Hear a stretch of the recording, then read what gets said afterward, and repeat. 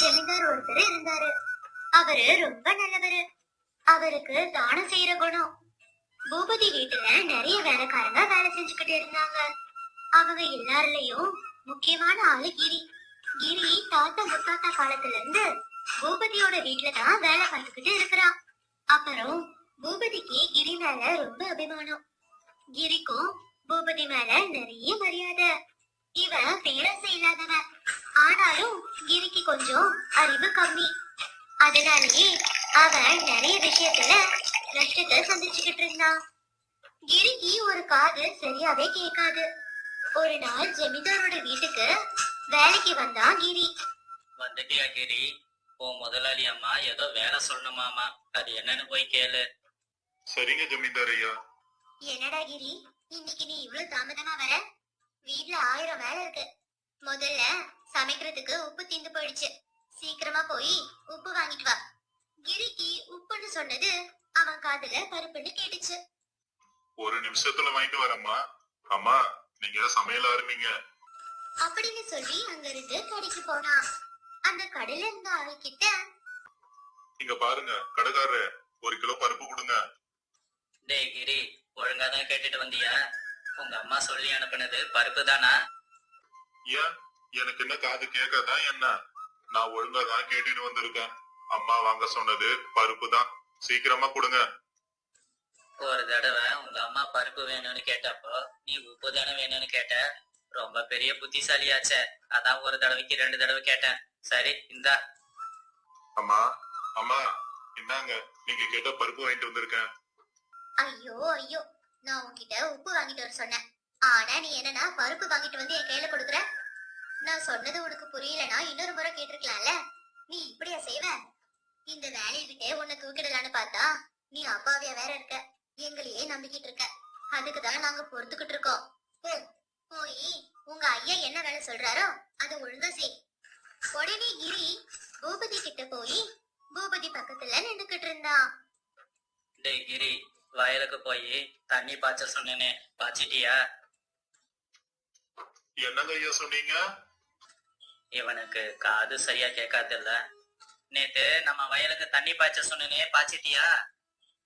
எதுக்குங்க ஐயா இவ்வளவு சத்தமா கத்துறீங்க? பாக்குறவங்க என்ன செவிடுன்னு நினைக்க மாட்டாங்க? வயலுக்கெல்லாம் நேத்தே தண்ணி பாய்ச்சிட்டேன். ஐயா, உங்ககிட்ட ஒண்ணு கேட்கணும் அப்படின்னு சொன்னான். என்னடா இது, சீக்கிரமா சொல்லு, எனக்கு நிறைய வேலை இருக்கு. கிரி வெக்கப்பட்டுக்கிட்டே, ஐயா, அது அது வந்து வெக்கப்படாம முதல்ல என்ன விஷயம்னு சொல்லுடா. என் வயசு பசங்க எல்லாருக்குமே கல்யாணம் ஆயிடுச்சுங்க ஐயா. எனக்கு எல்லாமே நீங்க தாங்கிறதால நீங்க தான் ஒரு நல்ல பொண்ணா பார்த்து எனக்கு கல்யாணம் பண்ணி வைக்கணும். ஓ, ஐயாவுக்கு கல்யாண ஆசை வேற வந்துடுச்சா? உனக்கு கல்யாணம் பண்றது ரொம்ப கஷ்டம்டா. உனக்கோ அறிவு கம்மி. உனக்கு யாருடா பொண்ணு கொடுப்பாங்க? ஐயா, இப்படி சொன்னீங்கன்னா எப்படி ஐயா? நீங்க தான் எப்படியாவது ஒரு நல்ல பொண்ணா பார்த்து எனக்கு கட்டி வைக்கணுங்க ஐயா. சரிடா, இது வரைக்கும் நீ செஞ்சது எல்லாமே அறிவு கெட்ட வேலைதான். நீ ஒரு வேலை ஒரு நல்ல அறிவாளித்தனமான வேலையை செஞ்சினா அப்போ உனக்கு ஒரு நல்ல பொண்ணா பார்த்து கட்டி வைக்கிறேன். ஐயா, நீங்க பேச்ச மாத்த கூடாது. உங்ககிட்ட என் புத்திசாலித்தனத்தை நிரூபிச்சு நான் நல்ல பேர் வாங்கி கட்டுறேன் பாருங்க. உங்க கையாலேயே என் கல்யாணத்தை செய்ய வைக்கிறேன் பாருங்க. அப்படின்னு சொல்லிட்டு அங்க இருந்து கிரி போயிட்டான். அதுக்கு அடுத்த நாள் பூபதியோட காலுக்கு ஒரு சின்ன காயம் ஏற்பட்டுருச்சு. கிரிய கூப்பிட்டு, கிரி, என் கால்ல அடிபட்டிருக்குடா. என்னால இப்ப நடக்க முடியாது. எனக்கு பக்கத்து ஊர்ல இருக்கிற ரமணா 10,000 ரூபாய் தரேன்னு சொல்லி செய்தி அனுப்பியிருக்கான். சரி, நாளைக்கு போய் வாங்கலான்னு பார்த்தா அவன் ஊருக்கு போறானா. எனக்கு ரொம்ப நம்பிக்கையானவன் நீதாங்கிறதால உன்னை அனுப்பி வைக்கிறேன்டா. ஆனா ஒரு பக்கம் நீ செய்யற அறிவு கட்ட வேலையெல்லாம் நினைச்சா பயமா இருக்கு. ஐயா, நீங்க பயப்பட வேண்டிய அவசியம் இல்லைங்க ஐயா. நான் ரொம்ப புத்திசாலித்தனமா அந்த ரமணையா கிட்ட பணத்தை வாங்கிக்கிட்டு பத்திரமா கொண்டு வந்து உங்ககிட்ட ஒப்படைக்கிறேன். என்ன நம்புங்க ஐயா. ஐயா, ஆனா நீங்க எனக்கு ஒரு வாக்கு கொடுக்கணும். என்னடா அது? நான் பணத்தை பத்திரமா எடுத்துட்டு வந்துட்டா நீங்க ஏற்கனவே சொன்ன மாதிரி ஒரு நல்ல பொண்ணா பார்த்து எனக்கு கல்யாணம் பண்ணி வைக்கணும். அப்போ பூபதி தப்பிக்க முடியாம வேற வழியும் இல்லாம சரின்னு சொல்லிட்டான். அப்புறம் கிரி சந்தோஷத்தோட பக்கத்து ஊர்ல இருக்கிற ரமணையா கிட்ட போனான். ஆனா வழியில அவனோட சின்ன வயசு நண்பனான ரங்கையாவை பார்த்தான். என்ன ரங்கையா, நல்லா இருக்கியா? என்ன இப்பெல்லாம் உன்னை பார்க்கவே முடியல. நல்லா இருக்கேன் கிரி. என்ன இந்த பக்கம் வந்திருக்க? பக்கத்து ஊர்ல இருக்கிற ரமணையா கிட்ட பணம் வாங்கிட்டு வர சொல்லி எங்க ஐயா அனுப்புனாரு. ரங்கையா மனசுல ஒரு யோசனை வந்துச்சு. இவனை ஏமாத்தி எப்படியாவது அந்த பணத்தை வாங்கிக்கலான்னு அவனோட மனசுல நினைச்சான். டேய் கிரி, நீ தனியா எப்படி போவ? நீ ஒரு அப்பாவிடா. எனக்கும் எந்த வேலையும் இப்ப இல்ல. நான் வேணா கூட வரேன். இந்த வார்த்தைய ரங்கையா சொன்னதும் ரங்கையா துணையா இருந்தா இந்த வேலைய நான் நல்லபடியா முடிச்சிடுவேன். அப்போ ஜமீன்தார் ஐயா ஒரு நல்ல பொண்ணா பார்த்து எனக்கு கட்டியும் வைப்பாரு. நானும் குடும்பஸ்தன் ஆயிடுவேன். அப்படின்னு மனசுல சந்தோஷப்பட்டு ரங்கையா கிட்ட சரின்னு சொன்னா.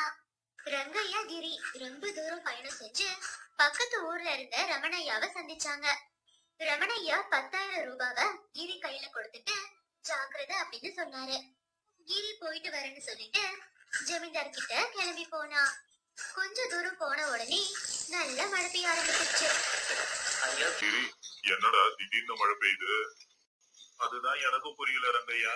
என்கிட்ட இருக்கிற பணம் நனைஞ்சு போயிடும். வா, உடனே மரத்துக்கு கீழே போயிடலாம். அப்படின்னு 2 பேரும் ஒரு அடர்ந்த மரத்துக்கு கீழே போனாங்க. மழை விடாம பெஞ்சுக்கிட்டே இருந்துச்சு.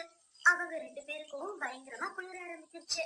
அப்புறம் அந்த பணமும் நனைஞ்சு போயிடுச்சு. இதான் நல்ல நேரம்னு நினைச்ச ரங்கையா எப்படியாவது பணத்தை அபகரிச்சிடலான்னு நினைச்சுக்கிட்டு பணம் நனைஞ்சு போச்சு கிரி, அத காய வைக்கணும். இல்லன்னா ஜமீன்தார் கிட்ட கொடுக்கும் போது பணம் நனைஞ்சு கிழிஞ்சு போயிடும். அப்ப ஜமீன்தாரு உன்னை கோவத்துல திட்டிடுவாரு. நீ சொல்றது உண்மைதான் ரங்கையா. ஆனா இதை எப்படி காய வைக்கிறது? மழை வேற விடாம பெய்யுது. இதோ இந்த மரத்தோட கிளைய உடைச்சு இங்கேயே நெருப்பு மூட்டி அந்த நெருப்புல பணத்தை காய வைக்கலாம். நீ சொன்ன யோசனை நல்லா தாண்டா இருக்கு. மரக்கிளைகளை உடைச்சு அதுல தேன் ஊத்தி பணத்தை அந்த நெருப்பு கிட்ட இருந்து தூரமா காட்டினா.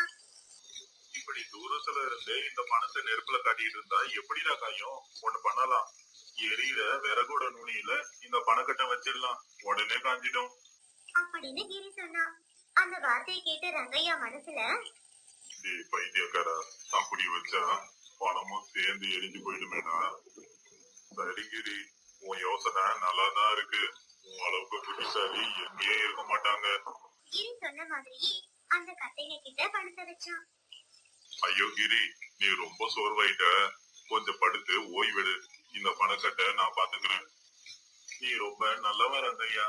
உன் வேலையெல்லாம் விட்டுட்டு என் கூட வந்து எனக்கு உதவியா இருக்க. இந்த உதவியை நான் மறக்கவே மாட்டேன். அப்படின்னு தூங்க ஆரம்பிச்சுட்டான் கிரி. கொஞ்ச நேரத்துக்கு அப்புறமா ரங்கையா கிரிய பார்த்து நல்லா சத்தம் போட்டு எழுப்பினா. என்னாச்சு ரங்கையா, ஏன் இவ்வளவு பதட்டமா இருக்க? நீ தூங்கினதுக்கு அப்புறமா எனக்கும் கொஞ்சம் தூக்கம் வந்துடுச்சுடா. அதனால நானும் கொஞ்சம் தூங்கிட்டேன். நெருப்பு அதிகமாயிடுச்சு போல. கட்டை எல்லாமே எரிஞ்சு போச்சு. அதோட சேர்ந்து பணமும் எரிஞ்சிடுச்சு. அப்படின்னு வருத்தப்படுற மாதிரி நடிச்சான். அவன் சொன்னதை கேட்டு கிரி கூட ரொம்ப வருத்தப்பட்டான். இப்ப நான் ஜமீன்தார் கிட்ட என்ன சொல்லி சமாளிப்பேன்னு அவன் ரொம்பவே கஷ்டப்பட்டு வாரங்கையா ஜமீன்தார் கிட்ட போலாம் அப்படின்னு அவன் சொன்னான். இல்ல கிரி, எனக்கு நிறைய வேலை இருக்கு. ஏற்கனவே இருந்த வேலையெல்லாம் விட்டுட்டு உன் கூட சுத்தன. இப்ப போய் ஆகணும் அப்படின்னு அங்கிருந்து கிளம்பி உடனே கிரி ரொம்ப வருத்தப்பட்டுக்கிட்டே ஜமீன்தார் பூபதி கிட்ட போனான். அவன் போன உடனே பூபதியோட கால்ல விழுந்து ஓன அழுதான். என்னாச்சு கிரி, ஏன் இவ்வளவு கவலையா இருக்க? ஐயா, உங்க நம்பிக்கைய என்னால காப்பாத்த முடியல. என்ன மன்னிச்சிடுங்க ஐயா. பணம் எல்லாமே நெருப்புல எரிஞ்சு போச்சு. பணம் எல்லாம் எரிஞ்சு போனத நீ பாத்தியா கிரி? இல்ல ஜமீன்தார் ஐயா, என் கூட வந்த ரங்கையா தான் சொன்னான். இவன் தானா அந்த ரங்கையா? அப்படின்னு ரங்கையாவ முன்னாடி 2 பேரு தள்ளினாங்க. ரங்கையாவுக்கு அடிபட்டு இருந்துச்சு. என்ன ரங்கையா, நீங்க என்ன பண்ற? நிறைய வேலை இருக்குன்னு சொல்லிட்டு போனியே. உடம்பெல்லாம் ரொம்ப அடிபட்டு இருக்கேடா. அந்த விஷயத்த நான் சொல்றேன் கிரி. இந்த ரங்கையா ரொம்ப ஏமாத்துக்காரன். உன்னை ஏமாத்த முயற்சி பண்ணியிருக்கான். நீங்க 2 பேரும் ரமணையா வீட்டுக்கு போனப்போ இவனை பார்த்ததும் ரமணையாக்கு இவன் மேல சந்தேகம் வந்திருக்கு. அதனால உங்க பின்னாடியே ஒரு ஆள் அவரு அனுப்பி வச்சாரு. நீ தூங்கும் போது ரங்கையா பணம் எல்லாத்தையும் ஒளிச்சு வச்சுட்டு பணம் எல்லாம் நெருப்புல எரிஞ்சு போச்சுன்னு பொய் சொல்லிட்டான்.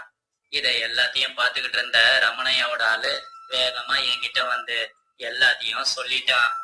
உடனே என் ஆட்கள் அனுப்பி ரங்கையாவை பிடிச்சி இந்த இடத்துக்கு கூட்டிட்டு வர சொன்னேன்.